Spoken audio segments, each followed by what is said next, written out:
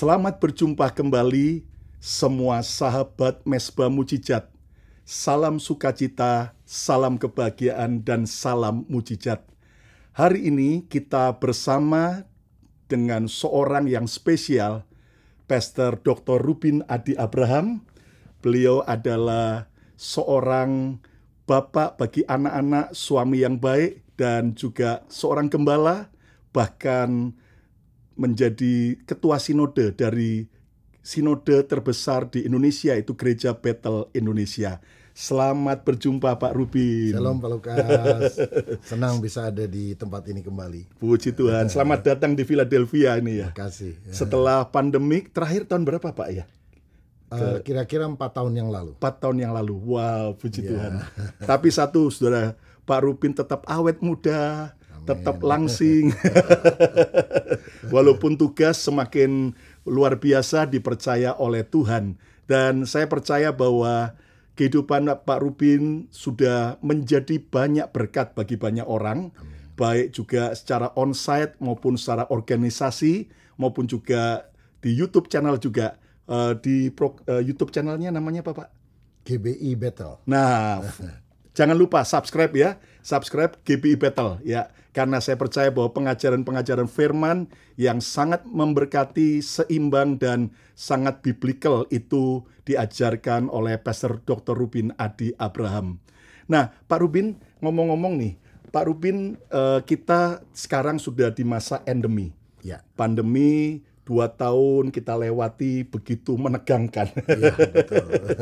Nah, yang menarik saya itu ngikuti dari sosial media Pak Rubin, bahkan kita ada di grup WhatsApp para hamba-hamba Tuhan. Ternyata Pak Rubin justru melihat ada banyak hal-hal yang bisa dilakukan di masa pandemik ini. Nah, saya masih ingat hampir tiap hari itu ya. Ya. Mesbah Tiap hari. keluarga, waduh, dengan istri, dengan anak-anak menantu, dengan gitar sendiri, wow, itu sangat menginspirasi luar biasa. Nah, saya boleh coba Pak Rubin bisa share buat semua sahabat Mesbah Mujizat di masa pandemik selama 2 tahun itu, suka dan duka apa yang Pak Rubin hadapi, baik struggle dalam keluarga, struggle di dalam mungkin pelayanan, dan itu biar menginspirasi kita semua. Lalu solusinya apa kira-kira Pak? Baik, shalom sahabat Mesbah Mujizat. Senang sekali saya berada pada channel ini dan terima kasih Pak Lukas untuk kesempatan yang diberikan. Ya, kita tahu pada waktu pandemi itu mulai, kita semua syok, bingung, kita juga nggak berani keluar rumah. Dan saya juga berpikir karena gereja kan ditutup, tidak boleh ada kegiatan. Apa yang harus saya lakukan? Nah, pada hari itu ketika di Indonesia Presiden Joko Widodo mengumumkan semua harus dari rumah, kita bikin mesbah keluarga seperti biasa. Lalu saya bilang kepada anak menantu saya, mulai besok mesbah keluarga internal kita pagi berubah menjadi sore. Dan saya bilang jam 5 sore tolong masukkan sosial media, apapun sarananya, karena saya merasa saya sebagai kepala keluarga, pemimpin rohani harus kasih contoh kepada mereka. Jadi kita buat bahan-bahan tentang apa yang kita akan bahas di dalam mesbah keluarga itu. Dan saya minta anak menantu, cucu semuanya ikut, dan itu tidak pernah pakai persiapan atau apa ya, mengalir begitu saja. Nah, dan tanpa terasa itu hampir 1 tahun setiap hari kita lakukan, dan banyak orang kemudian merasa terberkati dengan program tersebut. Lalu saya memang dorong mereka tidak harus ikuti program yang kita buat dalam arti menonton atau memperhatikan, tapi mereka juga harus bikin itu masing-masing supaya mereka mengalami pertumbuhan rohani. Nah, memang suka dukanya ya kita tahu semua ya, waktu saat itu kan nggak berani keluar, kegiatan berhenti, gereja tutup, ada ketakutan sebagainya. Tapi saya nangkap satu hal begini, justru seringkali setelah pandemi, pertuaian jiwa-jiwa itu terjadi kalau gereja tidak diam.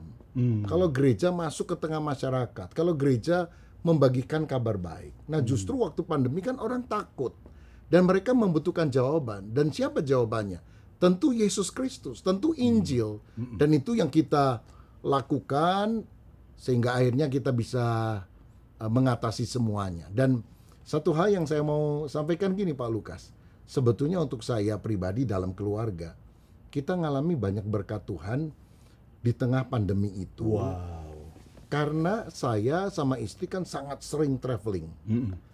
Nah, tapi selama pandemi itu kan kami ada di rumah. Kebetulan 2 orang anak saya itu sudah menikah, mereka sedang membangun rumah, belum jadi. Jadi semuanya lagi kumpul di rumah, ada cucu. Jadi selama hampir 2 tahun kita bareng-bareng sama mereka. Dan itu waktu yang sangat menyenangkan bersama dengan keluarga. Tiap hari mesbah keluarga. Jadi saya justru merasa lebih banyak kedekatan, hadirat Tuhan. Jadi kita kalau pikir jarang, kalau saya dengar kan banyak orang cerai, ngamuk-ngamuk, stres. Kalau kita enggak, malah bersyukur lihat cucu yang lucu, yang kita bisa ngobrol setiap hari. Jadi kita harus selalu melihat hal yang positif di tengah kesulitan. Wow, itu jawabannya bagaimana melihat hal yang positif di tengah kesulitan.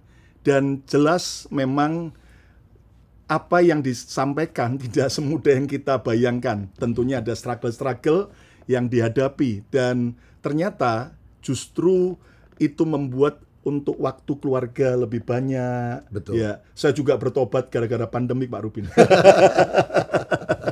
Sebelum pandemi ke Indonesia 2 kali, setiap kali berangkat 5 minggu. Itu saya baru sadar, itu artinya dalam setahun itu saya cuma 10 bulan dengan keluarga. 2 bulannya di luar negeri ya kan. Nah, akhirnya saya bertobat ya, karena pelayanan kapanpun ada. Betul. Tetapi momen dengan keluarga bukan berarti bahwa tidak perlu pelayanan. Saya tetap akhirnya setelah pandemik kalau Tuhan berkenan tetap ke Indonesia, tapi maksimal sekali jalan cuma 2 kali hari Minggu. Dan mesti khotbah di tempat kita ya. Aduh, terima kasih, sebuah kehormatan. Nah, Pak Rubin juga akan jadi berkat di Bethany Medical Center di Philadelphia, juga di New York, dan juga di Gereja Bethel Indonesia di Philadelphia. Nah, saudara sekalian, jelas kita tahu bahwa menjadi jawaban tadi bagi masyarakat. Nah, saya tertarik itu Pak Rubin, tentang tadi yang Pak Rubin sampaikan bahwa gereja harus jadi jawaban. Nah, apa yang Pak Rubin lakuin selain mesbah keluarga? Ya, jadi dalam gereja lokal pada waktu kesulitan itu saya dorong bagian diakonia dan seluruh bagian untuk jadi berkat bagi masyarakat. Ya, menjadi pelayanan diakonianya ditingkatkan. Dan BMC Philadelphia ini menurut saya menjadi salah satu panutan karena lewat sosial media itu kita lihat wow luar biasa itu setiap minggu, dan saya rasa memang seharusnya gereja menjadi lumbung Yusuf yang berbagi berkat. Amin. Begitu juga di sinode Pak Lukas. Jadi saya itu beberapa bulan sebelum pandemi terpilih menjadi ketua umum sinode GBI. Nah, nggak lama masuk pandemi. Jadi saya pernah doa, Tuhan, saya dosa apa ini? Jadi ketua umum kok tantangannya pandemi seluruh dunia lagi. Nah, dan dari kemudian kepengurusan di berbagai daerah di seluruh Indonesia, kita lewat Zoom, mereka ada yang tanya, ini semua program kita macet, nggak ada yang bisa jalan. Apa yang harus kita lakukan? Lalu waktu dia tanya gitu, saya doa. Dan Roh Kudus menaruh satu beban. Saya bilang, program kita cuma satu, yaitu menolong orang lain. Wow, menolong orang lain. Ya. Wow, keren. Terus? Jadi, penerimaan ke sinode secara keuangan itu merosot tajam. Kira-kira kurang 65% dari biasanya. Wow. Tapi uang yang sedikit kita bagi ke seluruh Indonesia supaya mereka bagi ke masyarakat. Disinfektan, alat pelindung diri, nyumbang ke rumah sakit, kemudian bagi-bagi makanan buat lingkungan. Dan uang itu menjadi trigger untuk semua daerah juga mengumpulkan dana untuk berbagi berkat kepada seluruh lingkungan masyarakat yang ada. Sehingga diliput oleh koran daerah, sosial media yang ada, televisi daerah, Sehingga gereja yang selama ini terkungkung di dalam 4 tembok, sekarang jadi berkat ke mana-mana, begitu. Nah, itu yang saya lihat, Tuhan izinkan ini dan kita harus jadi jawaban. Nah, kemudian saya juga kemudian mengumumkan kira-kira dari seluruh gereja yang ditutup itu berapa hamba Tuhan yang sangat kesulitan. Karena GBI kira-kira ada 6.600 gereja lokal. Tidak semuanya besar, ada yang di pedalaman, di gunung-gunung, di pulau-pulau. Lalu didaftar 1.600 hamba Tuhan yang perlu dibantu. Kita nggak punya uang sebanyak itu. Lalu kita bikin acara lewat YouTube, ngundang penyanyi-penyanyi rohani, gratis semuanya. Karena saya bilang ini buat para hamba Tuhan dan mereka mau. Nah, akhirnya kita mengumpulkan dana yang puji Tuhan cukup lah untuk mensupport mereka selama 6 bulan. Dan mereka sangat terbantu, tertolong dengan hal semacam itu. Jadi saya lihat gini, di masa kesulitan kita harus jadi berkat dan tidak harus ketika kita punya uang banyak. Karena kalau saya lihat mujizat besar Yesus, 5 roti dan 2 ikan, mengenyangkan 5.000 orang, itu bukan setelah didoakan 5 roti kecil jadi besar, 2 ikan teri jadi 2 ikan paus, begitu. Tidak. Jadi setelah didoakan rotinya tetap kecil, ikannya tetap kecil, mujizatnya terjadi ketika dibagi-bagikan. Jadi saya nggak setuju kalau orang doa, Tuhan jadikan saya orang kaya, jadikan saya konglomerat, nanti saya baru nyumbang gereja. Karena cara Tuhan Yesus bukan begitu.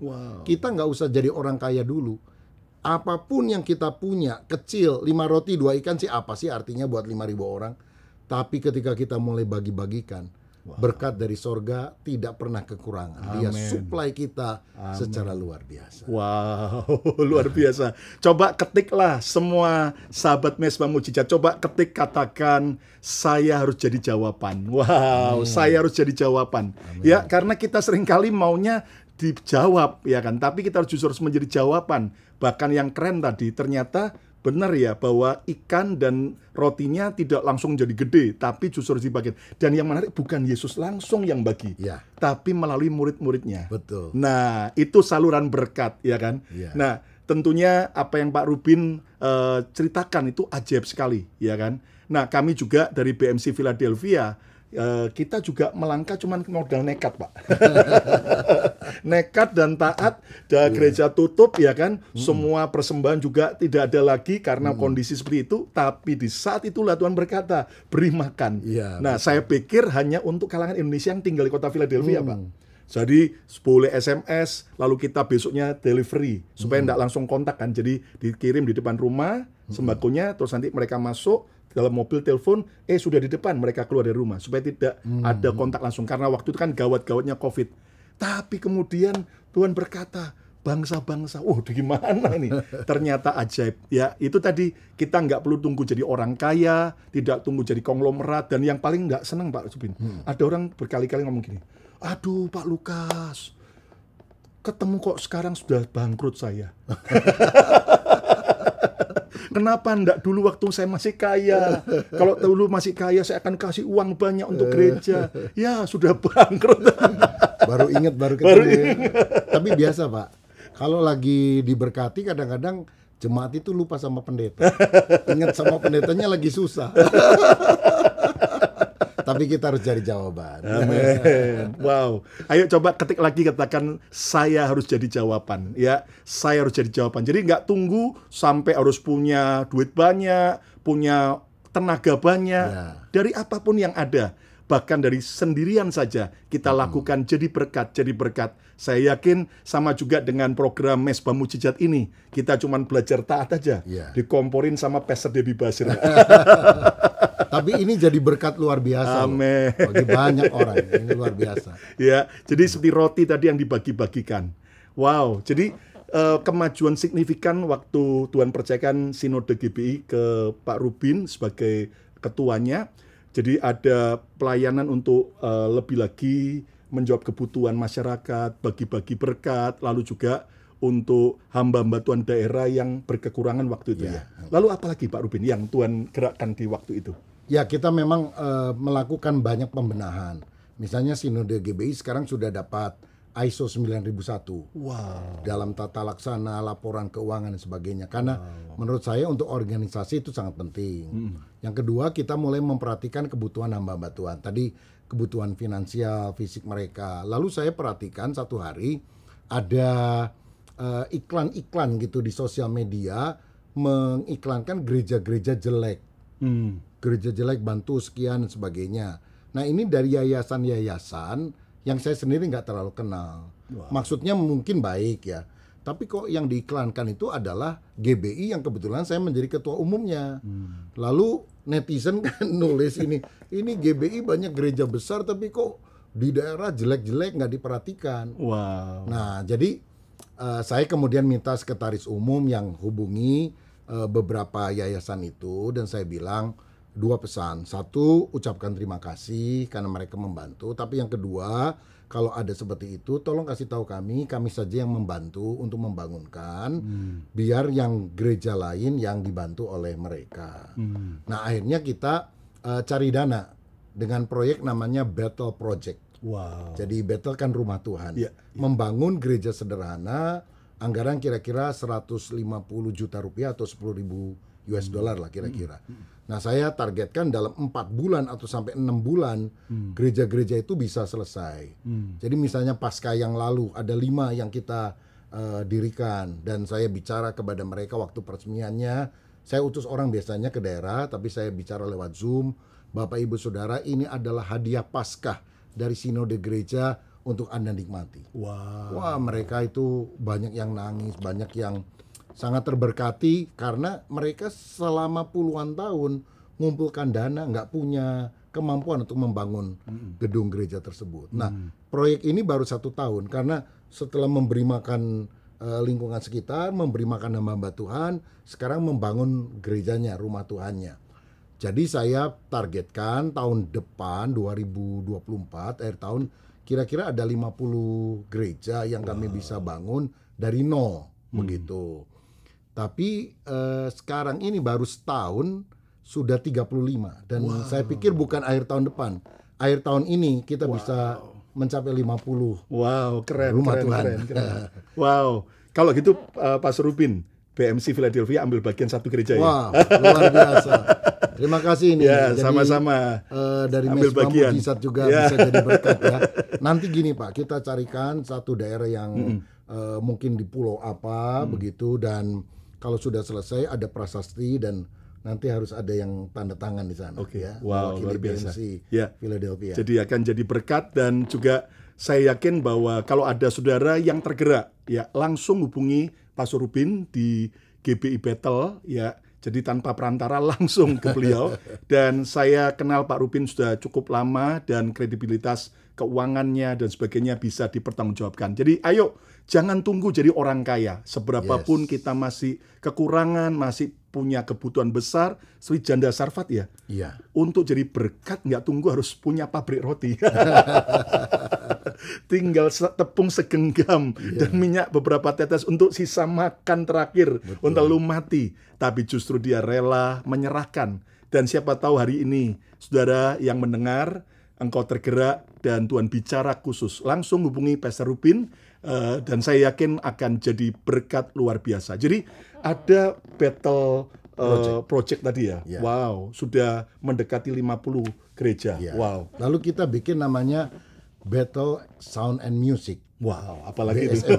Itu adalah untuk gereja-gereja di desa yang tidak punya alat musik, tidak punya keyboard, tidak punya sound system dan sebagainya, gitar dan sebagainya, kita support, Pak. Wow. Jadi kita support karena saya percaya begini, pujian penyembahan itu sangat penting kan dalam gereja lokal. Dan BMC Philadelphia, saya selalu rindukan suasana pujian penyembahannya. Sangat bagus kalau menurut saya. Anugerah. Jadi kita juga rindu suasana pujian sedemikian dialami oleh gereja-gereja kecil di mana-mana. Dan kita juga lakukan pelatihan lewat Zoom, lewat apa, supaya mereka bisa meningkat. Karena kita percaya kalau pujian penyembahannya semarak dan sebagainya, hadirat Tuhan kan turun. Wow. Nah kalau Tuhan turun, jemaat itu diberkati. Secara rohani, secara jasmani. Jadi itu yang mesbah doa, mesbah pujian penyembahan yang perlu kita bangun. Dan kita memfasilitasi Nah itu jumlahnya lebih banyak karena biayanya kan lebih. Wah, lebih kalau sound kecil. system itu memang lebih. Oh enggak, maksud saya kita pakai yang sederhana dan jumlah gereja yang kita bantu Oh, lebih banyak lagi. lebih banyak. Ya, Iya. ya. Wow. Karena kan majemuk, ada yang keyboard, kebutuhannya kebutuhan beda-beda. beda-beda ya. Pokoknya Disurvey apa ya. yang mereka ini kita kasih. Biasanya kalau Keren, itu keren, kita keren. lebih, kalau yang gereja agak lebih spesifik, kita lihat persyaratan lebih banyak. Kalau yang alat musik atau apa, kita lebih lebih gampang lah menjadi berkat untuk mereka. Wow.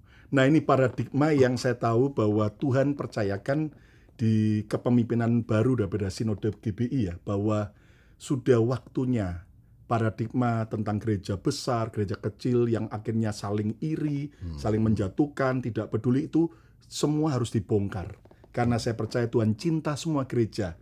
Berapapun jemaat yang Tuhan percayakan berharga, ya. Bukan berarti bahwa kita yang dipercaya lebih sedikit lalu kita minder, lalu kita iri dan berkata, wah gereja besar itu, mega church itu cuman duniawi lah dan sebagainya. Sementara bagi rekan-rekan yang dipercaya gereja besar, tentunya kita harus ingat bahwa besar pun dulunya kecil juga ya Pak. Iya. Saya ngikuti perjalanan GBI Bethel Bandung ya, iya. dari apa namanya, Perintisan kecil, Pak. gitu. Ya, kita nyewa ruangan yang paling bisa muat 70 orang ya di satu hotel di Bandung. Sekarang Tuhan percayakan gedung yang kalau padat bisa 3.000 orang. Wow. Jadi memang semuanya harus merintis. Tapi ada satu poin, karena saya baru dari San Antonio mengikuti General Assembly dari Church of God. Jadi Church of God itu sudah punya gereja di 186 negara. Wow. Dan kita menjadi Church of God menjadi mitra GBI. Lalu saya sampaikan dalam sambutan yang mereka kasih waktu, satu poin saya bilang, gereja besar harus membantu gereja kecil tanpa harus menjadikannya sebagai cabang. Yes. Nah, jadi begitu kita bantu, kita nggak punya interest mereka harus tunduk ngikuti kita atau apa. Karena saya percaya bahwa Injil memanggil kita untuk memberikan hidup. Dan ketika kita memberi, Tuhan suplai sorga akan terus mengalir dalam kehidupan kita. Nah itu sebabnya mereka juga ternyata wah responnya luar biasa. Kalau di Indonesia saya bilang gini, gereja besar itu saya anggap 300 itu sudah besar. 300 itu termasuk anak, mungkin 200 dewasa dan sebagainya. Nah kalau ada gereja nggak usah mega church ribuan orang, tapi 300 bantu gereja-gereja yang lebih kecil supaya penuaian jiwa itu tidak terjadi hanya pada gereja besar. Tapi juga pada gereja-gereja yang lebih kecil. Wah, top, keren. Ayo coba katakan bahwa Tuhan Yesus dahsyat. Ya, wow, keren. Nah, jadi akhirnya justru itu menginspirasi waktu kemarin di pertemuan di Church of God itu. Iya. Wow, jadi ini justru mereka kasih applause yang luar biasa. Saya harap mudah-mudahan bukan cuma tepuk tangan ya. Tapi kalau saya dengar dari ini, itu sesuatu yang klik gitu. Karena banyak kan yang bersaing atau apa. Ya. Tapi saya bilang begitu mencapai titik tertentu, kita sudah settle lah, semua diberkati. Ada tujuan Tuhan memberkati kita. Supaya kita jadi saluran berkat bagi banyak orang. Amin. Gitu. Jangan jadi Kristen laut mati ya. Betul. Tapi jadi Kristen Danau Galilea. Nah. Terima berkat, bagi berkat. Amin. Kan gini Pak, terima kasih. Jangan terima-terima. Ayo coba semua ketiklah, katakan terima kasih ya. Terima kasih ya. Wow, jadi gereja yang besar membantu gereja kecil tanpa harus jadi cabang, tanpa harus satu sinode dan sebagainya. Wow, ini keren.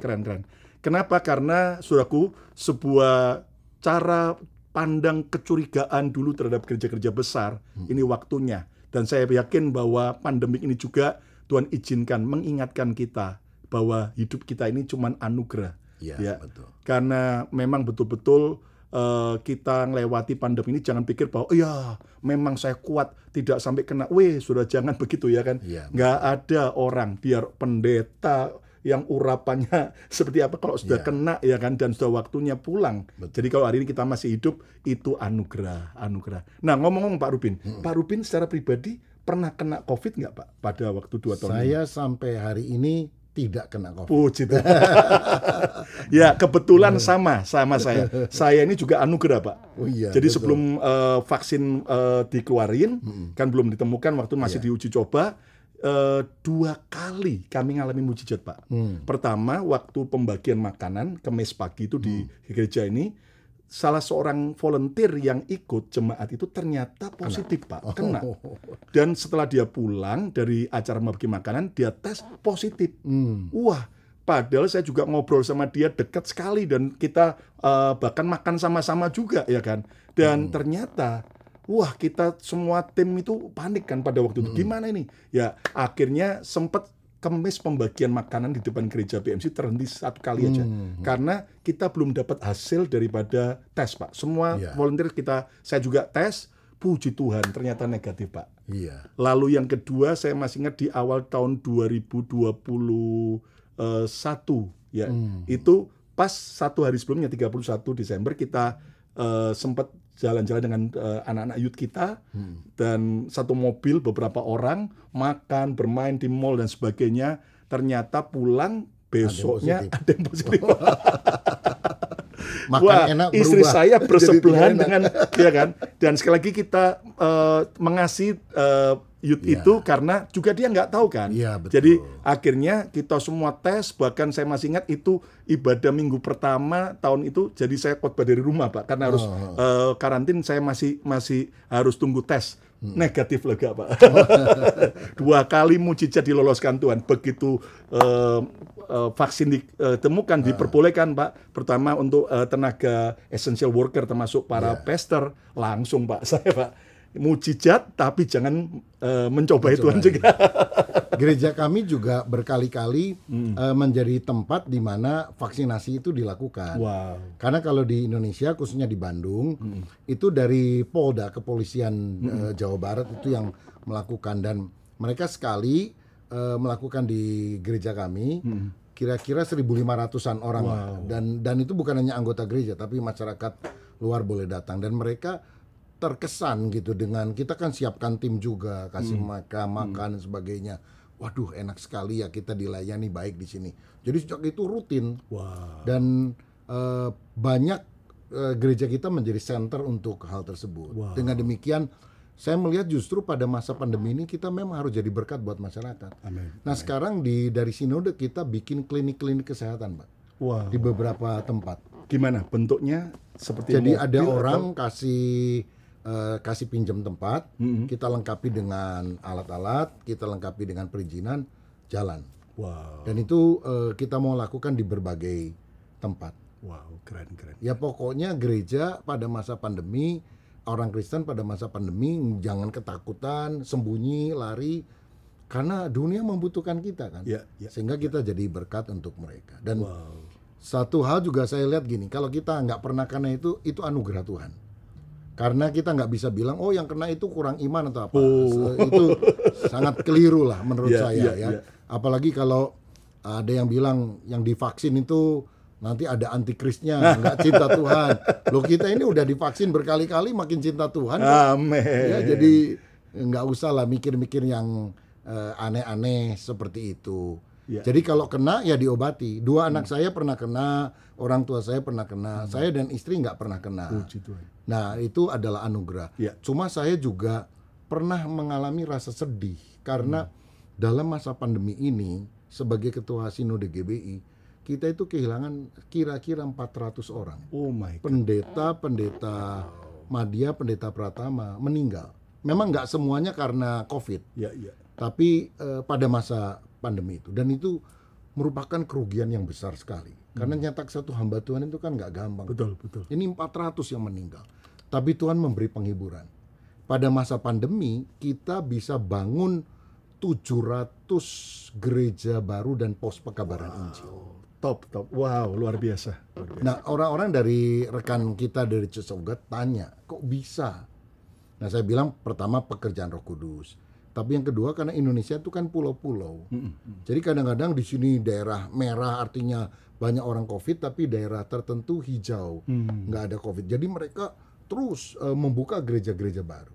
Wow. Nah, satu poin kalau di gereja lokal yang saya gembalakan. Nah, Pak Lukas, jadi pada waktu pandemi ini juga saya mendorong jemaat untuk lebih sering melakukan pertemuan kelompok kecil secara online tentunya. Melalui kelompok kecil itu kita bisa menjangkau lebih banyak orang, karena saya bilang melalui Zoom ini kita tidak lagi dibatasi oleh tempat. Jadi anggotanya itu bisa dari dalam kota, luar negeri, luar angkasa kalau perlu ya. Dan kita 1 bulan itu bisa ada 10 kelompok sel baru, Pak. Wow. Jadi kita bikin semacam campaign begitu ya. Jadi campaignnya 3-4 bulan sekali. Jadi 1 bulan itu bisa 8, 4 bulan kemudian bisa 10 untuk mereka mulai buat itu. Karena buat saya bukan jumlah kelompok selnya yang kita kejar, bukan cuma kuantitas. Tapi saya yakin gini, pertumbuhan rohani itu terjadi ketika orang punya komunitas. Yes. Jadi kalau saudara ngumpulnya sama orang yang negatif, sama orang yang imannya atau melemahkan iman, kalau ngomong dan sebagainya, kepahitan, BSH, barisan sakit hati, maka iman kita nggak akan bertumbuh. Tapi kalau kita punya komunitas yang saling menguatkan, lagi susah, lagi pandemi, iman kita semuanya akan berkobar-kobar. Jadi ibadah minggu penting, sangat penting. Tapi komunitas itu menurut saya akan sangat berperan untuk menumbuhkan pertumbuhan rohani setiap orang. Wow, keren. Coba katakan saya harus punya komunitas rohani. Nah, ini penting. Ya, saya harus punya komunitas rohani. Jadi Anda perlu bergabung di Komsel, di gereja lokal di mana Anda dikembalakan supaya Anda bertumbuh. Lalu dengan perkembangan itu jadi pertumbuhannya ajaib, Pak ya. Ya. Wow. Jadi banyak orang-orang baru juga yang kita bisa jangkau melalui kelompok sel tersebut. Wow, luar biasa. Dan luar biasa. Kelompok sel dalam hal ini tidak harus selalu misalnya di gereja atau secara resmi ada bahan, walaupun kita siapkan. Ya mereka bisa ketemu di restoran, tapi sharingnya terarah, ada hal-hal rohania yang dibahas, saling mendoakan, dan saya rasa itu bisa dilakukan di mana-mana. Kan lebih fleksibel, dan yang penting kita punya komunitas yang bisa saling menguatkan secara rohani. Wow, luar biasa. Dan saya percaya bahwa hari ini kita terinspirasi luar biasa dengan apa yang Pak Rubin lakukan, baik sebagai seorang suami, seorang ayah, bahkan seorang gembala dari gereja lokal, bahkan ketua sinode GBI. Nah, tentunya kita berpikir bahwa apa yang bisa aku lakukan? Kalau Pastor Rubin kan memang seorang hamba Tuhan luar biasa. Percayalah Bapak Ibu, mujizat itu sudah ada di tangan kita. Ya. Jadi jangan Anda berkata aku nggak bisa buat apa-apa. Hari ini asal kita mau jadi berkat bagi orang lain. Kita mulai mengajak orang untuk berdoa, untuk buat komunitas rohani, untuk ke gereja, bahkan kenal Yesus, bahkan Anda muridkan untuk lahir baru sampai mereka bertumbuh. Wow, ada banyak hal yang kita bisa lakukan ya. Dan di masa endemik ini jelas kita tidak pernah boleh longgar lagi, jangan kasih kendor. Kita harus semakin giat melayani Tuhan, mengerjakan bagian kita dan jadi jawaban. Walaupun tantangan, walaupun mungkin ada kesulitan, tapi percayalah, Tuhan kita, Yesus, jauh lebih besar daripada persoalan kita. Haleluya. Nah, mungkin di closing statement, Pak Rubin ada pesan-pesan khusus, apa yang bisa menguatkan dan bisa mengencourage buat jemaat Mezbah Mujizat. Silakan, Pak. Bapak Ibu Saudara, seringkali kita berdoa untuk minta mujizat dari Tuhan, dan itu sangat penting. Tapi saya mau katakan, lebih penting untuk hidup kita jadi mujizat bagi banyak orang. Yaitu dengan membagikan kehidupan kita kepada orang-orang yang membutuhkan. Justru pada waktu kesulitan, pandemi, dan sebagainya, kita harus jadi berkat bagi orang lain. Dan dengan demikian, orang-orang melihat Yesus yang nampak dalam kehidupan kita. Dan seperti tadi saya sudah sampaikan, tidak harus kita kaya dulu, jadi konglomerat dulu, hebat dulu, baru kita jadi berkat. Sekecil apapun, saya percaya prinsip ini. Siapa yang setia dalam perkara yang kecil, Tuhan akan memberikan tanggung jawab dalam perkara yang besar. Amin. Jadi lihat di sekeliling saudara, mungkin itu anggota keluargamu yang perlu bantuan. Tidak hanya secara materi, tapi dalam banyak hal. Saudara jadi berkat untuk mereka. Sehingga kita jadi jawaban, jadi mujizat bagi orang-orang yang membutuhkan. Wow. Puji Tuhan. Kita jadi tangannya Tuhan di dunia ini, Yes. jadi matanya Tuhan, jadi kakinya Tuhan. Dan saya percaya bahwa ini waktunya, jangan cuman sibuk mikirin diri sendiri. Ya. Jangan jadi Kristen linta, untukku. Cuman mikirin kenapa masalahku begini. Ayo jadi berkat. Gereja besar jadi jawaban bagi gereja kecil, bahkan semua kita jadi jawaban bagi masyarakat dimanapun kita berada. Yang mau katakan saya mau jadi berkat. Ayo coba ketik lagi, katakan saya mau jadi berkat. Ya, Pastor Rubin bisa tutup dalam doa buat setiap kita. Kalau ada yang sakit, biar Tuhan menjamah, menyembuhkan, dan apapun persoalan yang dihadapi. Silakan, Pak. Mari kita berdoa bersama. Bapa Surgawi, kami bersyukur untuk program Mesbah Mujizat yang sudah menjadi berkat dan akan terus menjadi berkat. Amin, Hamba berdoa untuk setiap sahabat Mesbah Mujizat yang hari ini dalam pergumulan, mungkin masalah keuangan, masalah pekerjaan, masalah ekonomi, masalah sakit penyakit. Kami memandang Engkau karena Tuhan adalah jawaban bagi kami. Kami menyerukan nama Tuhan Yesus, nama di atas segala nama. Dalam nama Yesus, Tuhan menyembuhkan. Dalam nama Yesus Tuhan memberkati. Dalam nama Tuhan Yesus Tuhan melakukan perkara-perkara yang luar biasa. Amen, sehingga kami selalu mengalami mujizat Tuhan. Dan menjadi saluran mujizat bagi orang lain. Amen. Terima kasih Bapa, berkat-Mu bagi kami sekalian. Dalam nama Bapa, Putra dan Roh Kudus. Dalam nama Tuhan Yesus Kristus. Kami percaya doa kami didengar oleh Tuhan. Haleluya. Amin. Amin. Luar biasa. Terima kasih Pastor Rubin. Sama-sama. Luar biasa. Dan saudara sekalian, kalau Anda diberkati, tolong Anda bisa subscribe YouTube channel Bethany Miracle Center, dan juga jangan lupa subscribe juga YouTube channel pada GBI Bethel. Ya, GBI Bethel, saya yakin akan jadi berkat luar biasa. Dan saudara, jangan lupa bahwa program YouTube channel Bethany Miracle Center selalu hadir setiap hari. Setiap hari dari Senin, Selasa, Rabu, Kamis, Jumat, setiap jam 7 malam waktu Jakarta atau jam 8 pagi waktu New York, Amerika. Dan saudara, hari Minggu juga ada ibadah secara online live dari Bethany Miracle Center di Philadelphia. Dan saya yakin bahwa setiap kita akan terus semakin bertumbuh saat kita rindukan hadirat Tuhan, belajar firman, dan menjadi pelaku firman Tuhan. Dan kalau ada saudara punya kesaksian maupun permohonan doa, Anda boleh kirimkan ke email maupun ke WhatsApp maupun juga ke komen maupun live chat, saudara. Dan juga saudara boleh connect kami lebih lagi. Anda boleh follow Instagram saya Lukas Kusuma maupun juga Instagram Bethany Miracle Center dan juga Instagram Rubin Abraham. Nah, follow juga. Dan juga kalau ada di Facebook ada Bethany Church, ya, Bethany Church, dan saya yakin akan jadi berkat luar biasa. Ingat bahwa menjadi saluran berkat itu akan membuat kita terus mengalami berkat.